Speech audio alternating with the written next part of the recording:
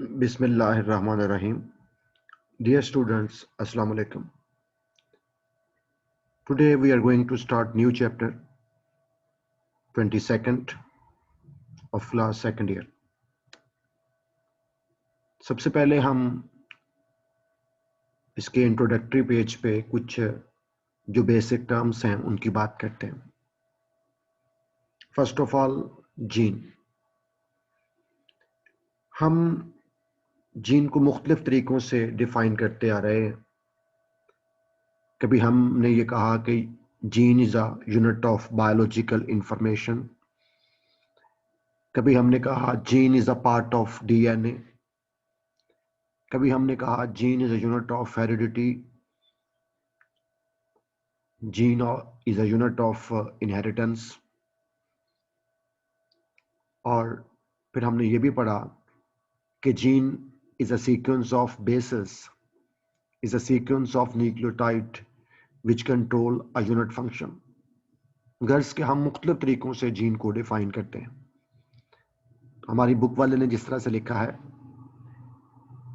Gene is the basic unit of biological information. In fact, DNA stores all sorts of biological information coded in the sequence of its bases in a linear order. Living organism की तमाम information, biological information, हर किस्म की biological informations DNA में store होती हैं इन the form of sequence of basis. Basis की तरतीब की शक्ल में, जो एक स्ट्रेट चेन में लीनियर ऑर्डर में अरेंज होते हैं.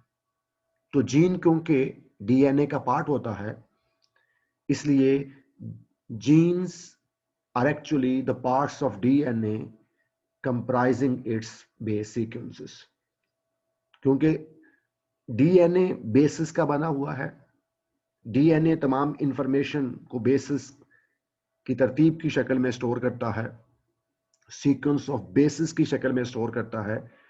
और क्योंकि जीन डीएनए का पार्ट है, इसलिए gene also comprises of sequence of basis. तो gene is the unit of biological information. Gene is a unit of inheritance. Gene is a unit of heredity, or gene is a part of DNA, or gene is a sequence of bases which control a unit function. Hereditary characteristics pass from parents to offspring through genes in their gametes. Parents के characters बच्चों में, offspring में मुंतकिल होते हैं jeans के जरिए. और ये जीन्स, पेरेंट्स के जीन बच्चों में किस तरह से मुंतकिल होते हैं? Through gametes. उनके गैमेट्स के अंदर मौजूद होते हैं. Genes are responsible for producing startling inherited resemblances. Startling mean हैरानकुन. Genes are responsible for producing startling inherited resemblances as well as distinctive variation among the generations. बाजुकात पेरेंट्स के कैरेक्टर्स ऑफस्प्रिंग से रिजेंबल करते हैं. ये जो सिमिलर कैरेक्टर्स हैं parents के, जो बच्चों में मुंतकिल होते हैं, इसकी वजह जीन है. यानी resemblance, transmission of resemblance from parents to offspring is because of genes, as well as distinctive variation among the generation. बाजुकात जो बच्चों के कैरेक्टर्स होते हैं वो पेरेंट्स से थोड़े से मुख्तलिफ होते हैं, ये भी जीन की वजह से है. तो genes are responsible for producing startling inherited resemblances as well as distinctive variation among the generations. When these pass in the form of intact parental combination between the generation, inherited similarities are conserved. हमारी book वाला लिखता है कि जब gene जो हैं वो उसी कॉम्बिनेशन में पेरेंट्स से बच्चों में मुंतकिल हो जाएं, पेरेंटल कॉम्बिनेशन इंटैक्ट रहे, यानी जिस तरह से जीन पेरेंट्स में मौजूद थे, जिस कॉम्बिनेशन में जीन पेरेंट्स में मौजूद थे, अगर एज सच वैसे ही ऑफस्प्रिंग में ट्रांसफर हो जाएं, बच्चों में मुंतकिल हो जाएं, तो parental characters are conserved, similarities are conserved, similarities मौजूद रहती हैं, पेरेंट्स के कैरेक्टर बच्चों में एज सच मुंतकिल हो जाते हैं। However, when genes shuffle, mutate, juggle, अगर जीन में तब्दीली आ जाती है, जीन अपने कॉम्बिनेशन को चेंज कर लेते हैं, जीन एक जगह से दूसरी जगह चला जाता है, तो इससे वेरिएशंस आती हैं। इस वजह से अगर जीन के अंदर तब्दीली आ जाए तो बच्चों के कैरेक्टर पेरेंट्स के कैरेक्टर से थोड़े से डिफरेंट हो जाते हैं। तो सिमिलरिटीज की वजह भी जीन है और डिफरेंसेस की वजह भी जीन बनते हैं। एक इंपॉर्टेंट बात, what is locus? The position of a gene on the chromosome is called its locus. Chromosome, genes are present on the chromosome. Chromosomal theory of heredity के मुताबिक genes are present on the chromosome. और chromosome के ऊपर जिस जगह पर gene मौजूद होता है, वो जीन का जो घर होता है, जो position of a gene on the chromosome, उसको लोकस कहते हैं। फॉर एग्जांपल, ये एक क्रोमोसोम, ये उसका दूसरा मेंबर दिखाया गया होमोलोगस पेयर में, कैपिटल टी स्मॉल टी, ये जिस जगह पे जीन मौजूद है उसको उसका लोकस कहते हैं। ये जीन टी का लोकस है, ये जीन ए का लोकस है, ये जीन बी का लोकस है, ये जीन सी का लोकस है, ये जीन डी का लोकस है। तो position of the gene on the chromosome is called locus. तो what is gene? Gene is the unit of inheritance, gene is a unit of heredity, gene is a unit of biological information, or gene is a sequence of bases which control the unit function. Or what is locus? The position of a gene on the chromosome is called its locus. Then a term is jumping genes. Some genes do not settle peacefully on their loci. कुछ gene ऐसे होते हैं जो अपने locus पे मौजूद नहीं रहते। दे कीप ऑन होपिंग, वो एक जगह से दूसरी जगह जंप करते रहते हैं on different loci on the same chromosome और अदर क्रोमोसोम, वो अपनी जगह चेंज करते रहते हैं। जंपिंग जीन वो होते हैं जो एक क्रोमोसोम के ऊपर एक लोकस से दूसरे लोकस पे चले जाते हैं, या इवन एक क्रोमोसोम से दूसरे क्रोमोसोम पे होप कर जाते हैं, जंप कर जाते हैं, उन्हें जंपिंग जीन्स कहते हैं। Jumping genes do not settle peacefully on their loci, they keep on hopping on different loci on the same chromosome or other chromosomes. Then alleles. What are alleles? Important बात, जिस तरह से एक diploid organism में chromosome pair की form में मौजूद होते हैं, और आपको पता है two similar chromosomes are called homologous chromosomes, और उस होमोलोगस पेयर में हर मेंबर को होमोलोग बोलेंगे। जिस तरह से क्रोमोसोम पेयर की फॉर्म में मौजूद होते हैं, बिल्कुल ऐसे ही जीन भी पेयर की फॉर्म में प्रेजेंट होते हैं। Gene form pair on pairs of homologous chromosome.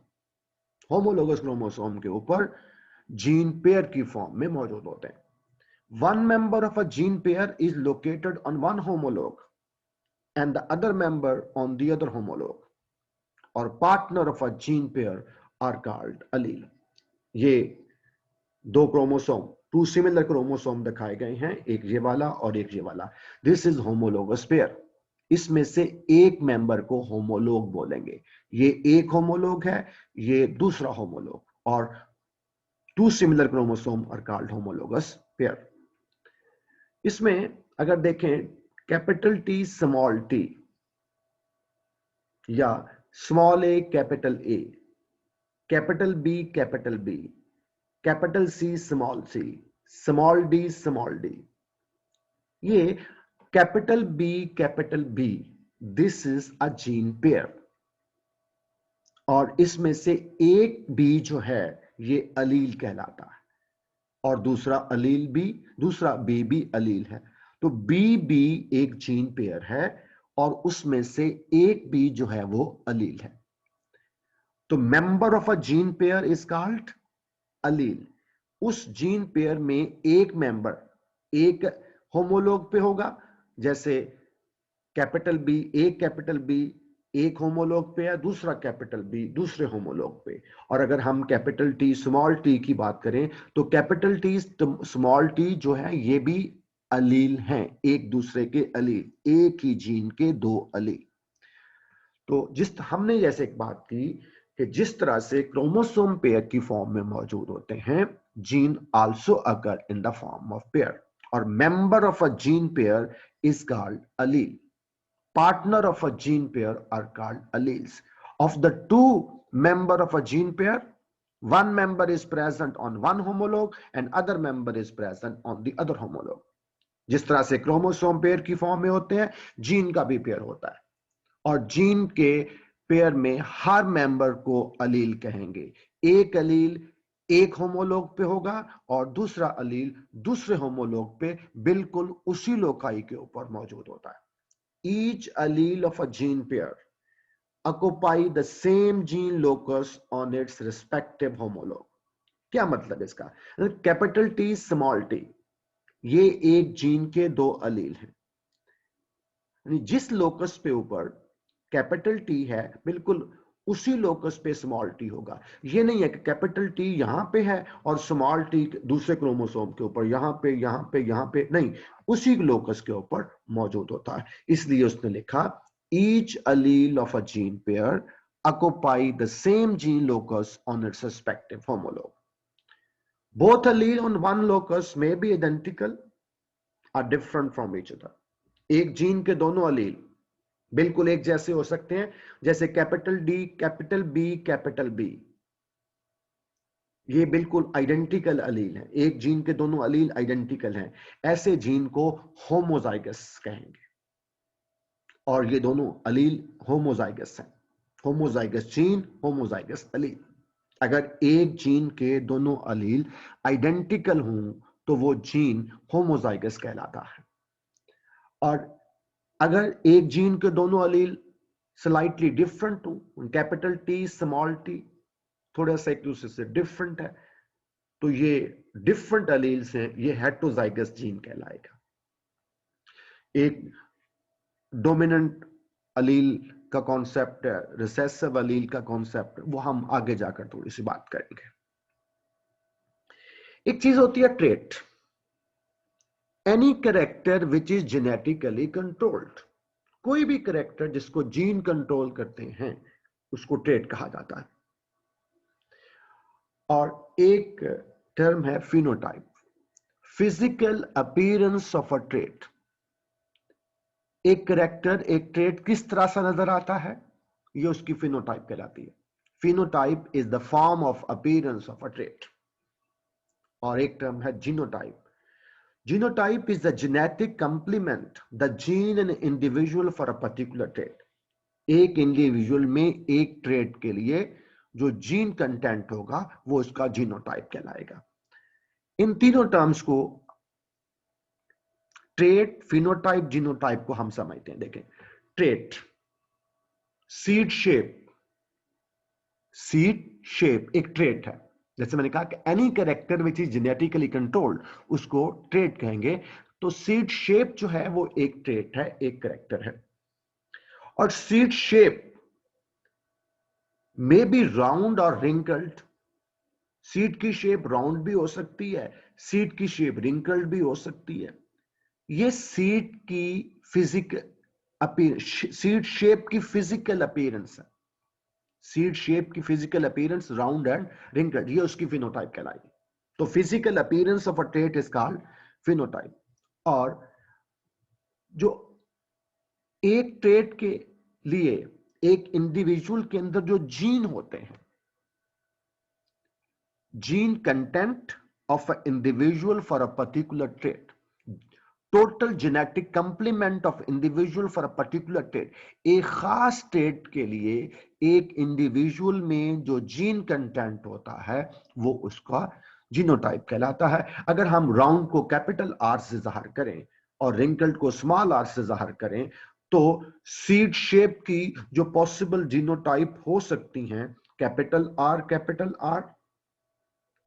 Are small are, और स्मॉल आर, ये उसकी जीनोटाइप है, ये जीन कंटेंट है जो हमें नजर तो नहीं आएंगे, लेकिन हम उसको मुख्तलिफ तरीका है फाइंड आउट करने का, हम उसको मुख्तलिफ लेटर की शक्ल में रिप्रेजेंट करते हैं। तो trait is any character which is genetically controlled, और physical appearance of a trait is called phenotype, or gene content of individual for a particular trait is called genotype. Trait की example कोई भी हो सकती है, लेकिन हमने क्या ली, सीड शेप। तो इस तरह से सीड कलर ट्रेट है, उसकी फिनोटाइप सीड कलर में भी येलो, सीड कलर में भी व्हाइट, ग्रीन, तो ये उसकी फिनोटाइप है। और जीनोटाइप जो उसका जीन कंटेंट होता है। एक चीज है जीन पूल। तो जीन पूल से पहले हमें उसने पॉपुलेशन की डेफिनेशन बताई। Population, group of inbreeding organism of the same species that exist together in both time and space. Both time and space, एक ही जगह एक ही वक्त में, एक ही जगह एक ही वक्त में रहने वाले ऑर्गेनिज्म का एक ग्रुप जिसका तल्लक एक ही स्पीशीज से हो और वो आपस में इंटरब्रीडिंग भी कर सकें, तो उसको पॉपुलेशन कहते हैं। जैसे हम पढ़ते हैं, population is a group of individual belonging to the same species living in the same area at the same time. Then what is gene pool? All the genes, alleles found in a breeding population at a given time are collectively called the gene pool. एक population के तमाम individual के तमाम jeans के तमाम alleles को collectively gene pool कहेंगे। All the genes, alleles found in the breeding population at a given time. It is the total genetic information encoded in the total gene in the breeding population existing at a given time. एक population के तमाम individual के तमाम jeans के तमाम alleles को collectively gene pool कहेंगे। इसके बाद इस चैप्टर में मेंडल्स लॉ ऑफ इनहेरिटेंस की बात की गई है। इन लॉज की तो बात हम बाद में करेंगे, लेकिन सबसे पहले यहां हमें कुछ बातें मेंडल और उसके एक्सपेरिमेंटल मटेरियल के बारे में करनी है। About Mendel and it's experimental material. Gregor John Mendel laid the foundation of classical genetics. Classical genetics जिसमें laws of inheritance, principle of inheritance की बात करें, वो ग्रेगर जॉन मेंडल 1822-1884 में क्लासिकल जेनेटिक्स की बुनियाद रखी by formulating two laws of heredity. जब उसने हेरिडिटी के दो लॉज फार्मूलेट किए, law of segregation, law of independent assortment. Mendel बुनियादी तौर पर एक पादरी था। He was a priest. He performed series of breeding experiment on the garden pea, जिसका बोटेनिकल नेम होता पाइजम सैटिवम। तो उसने बहुत सारे एक्सपेरिमेंट पाइजम सैटिवम गार्डन पी पे किए in his monastery garden for 11 years। वो जिस चर्च में प्रीस्ट था उसके गार्डन में 11 साल तक उसने ब्रीडिंग एक्सपेरिमेंट किए गार्डन पी के ऊपर, पाइजम सैटिवम पे। अब पाइजम सैटिवम के इस्तेमाल से उसको कुछ एडवांटेज हासिल हुए। Mendel was successful because of its use of pisum sativum as experimental material, क्योंकि पाइजम सैटिवम के कुछ एडवांटेज हैं। बहुत सारे लोग और भी इस तरह के काम कर रहे थे, लेकिन मेंडल ही कामयाब क्यों हुआ? एक तो उसका एक्सपेरिमेंटल मटेरियल बहुत अच्छा था, और दूसरा उसकी अपनी अप्रोच, अपना काम करने का तरीका भी बहुत अच्छा था। पाइजम सैटिवम के क्या एडवांटेज हैं? सबसे पहली बात, इजी टू कल्टीवेट, आसानी से उसको कल्टीवेट ग्रो करवाया जा सकता है, उगाया जा सकता है। And it grew well in the his garden, वो बड़ी अच्छा ग्रो करता है। दूसरी अहम बात, its flowers were hermaphrodite. Pea plant hermaphrodite है। Both the sexes, both the male and female sexes, both stamen and carpel are present in the same flower. अगर एक ही प्लांट के एक ही फ्लावर में दोनों स्टेमन और कार्पल भी मौजूद हों तो ऐसे फ्लावर को हर्मेफ्रोडाइट फ्लावर कहते हैं। It was normally self fertilizing, यानी pea plant is normally self fertilization का मतलब एक ही फ्लावर के पोलन ग्रेन उसी फ्लावर के स्टिग्मा पर गिरते हैं। आपको यह बात पता है कि पी प्लांट में जो दो पेटल्स होती हैं वो फ्यूज होकर कील बना देती हैं और उन दो पेटल्स के अंदर स्टेमन और कार्पल जो हैं वो वेल प्रोटेक्टेड होते हैं, इसलिए बाहर से पोलन ग्रेन के आने के चांसेस बहुत कम ना होने के बराबर होते हैं। तो नेचुरली प्लांट में सेल्फ फर्टिलाइजेशन ही होती है। एक ही फ्लावर के पोलन ग्रेन उसी फ्लावर के स्टिग्मा पे गिरते हैं, लेकिन cross pollination, cross fertilization can also be made. अगर आप चाहें तो क्रॉस फर्टिलाइजेशन भी करवा सकते हैं। वो कैसे? एक फ्लावर के पोलन ग्रेन को मेच्योर होने से पहले उसके स्टेमन काट दें तो वो फीमेल फ्लावर बन जाएगा, और दूसरे फ्लावर, किसी दूसरे फ्लावर के पोलन ग्रेन उसके कार्पल के ऊपर, उसके स्टिग्मा के ऊपर स्प्रेड कर दें, छिड़क दें, तो क्रॉस फर्टिलाइजेशन हो जाएगी। तो प्लांट इजी टू कल्टीवेट है, can grow well, flower hermaphrodite है, सेल्फ फर्टिलाइजेशन नेचर में होती है, but cross pollination can also be made. As the time gap between the generation was short, Mendel could raise many generations of a pea within a short period of time. Generation के दरमियान time gap कम है, थोड़े वक्त में बहुत सारी generation produce की जा सकती हैं। Pea had many sharply distinct traits. Pea plants में बहुत सारे कैरेक्टर्स हैं which are sharply distinct, जो एक दूसरे से क्लियर कट मैनर में डिफरेंट हैं। शार्पली डिस्टिंक्ट, मुख्तलिफ किस्म के कैरेक्टर्स हैं। Each trait had two clear cut alternative forms. हर ट्रेट के, हर कैरेक्टर की दो अल्टरनेटिव फॉर्म्स हैं, दो अल्टरनेटिव वैरायटीज थी। मसलन सीड शेप एक ट्रेट है, उस कुछ प्लांट के सीड शेप राउंड है और कुछ रिंकल्ड। फिनोटाइप, ये उसकी दो अल्टरनेटिव फॉर्म है। Seed shape may be round और रिंकल्ड।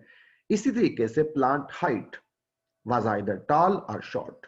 प्लांट हाइट करेक्टर है, कुछ प्लांट की हाइट जो है वो टॉल है, कुछ की शॉर्ट है। इस तरह से seed colour could be yellow और green. Mendel called them contrasting pair of trait. Mendel ने इनको कंट्रास्टिंग पेयर ऑफ ट्रेट का नाम दिया। तो what are contrasting pair of trait? Pea plant has many characters which are distinct from each other in a clear-cut manner, and each character has two alternative forms, or Mendel called them as contrasting form of a trait. He focused on 7 such pairs. Mendel ने इस तरह के 7 characters को study किया, और जो character Mendel ने study किए वो भी हमें याद रखना जरूरी है। Number 1, flower colour. Flower colour में बी पर्पल और व्हाइट, ये दो उसकी अल्टरनेटिव फॉर्म। इस तरीके से seed colour may be yellow और green, seed shape may be round और रिंकल्ड, पॉड कलर ग्रीन और येलो, पॉड शेप इन्फ्लेटेड, ये राउंड नहीं है, इन्फ्लेटेड का लफ्ज होगा यहां, इन्फ्लेटेड और constricted. Flower position axial, in the axial of leaf. Axial क्या होता है? स्टेम और लीफ के दरमियान जो एंगल बनता है उसको एक्सियल कहेंगे, और अगर उस एक्सियल के अंदर फ्लावर मौजूद हो तो ऐसे फ्लावर को एक्सियल फ्लावर कहेंगे। और terminal at the tip of the branches. Plant height tall और शॉर्ट। तो ये 7 कैरेक्टर्स मेंडल ने स्टडी किए थे, ये 7 contrasting pair of characters study किए। मेंडल ने किस तरह से एक्सपेरिमेंट किए और उससे क्या इंटरप्रिटेशन निकली, क्या कंक्लूजन निकली, किस तरह से law of segregation, law of independent assortment formulate हुआ, इसकी बात हम आइंदा आने वाले दिनों में बात करेंगे। Thank you very much.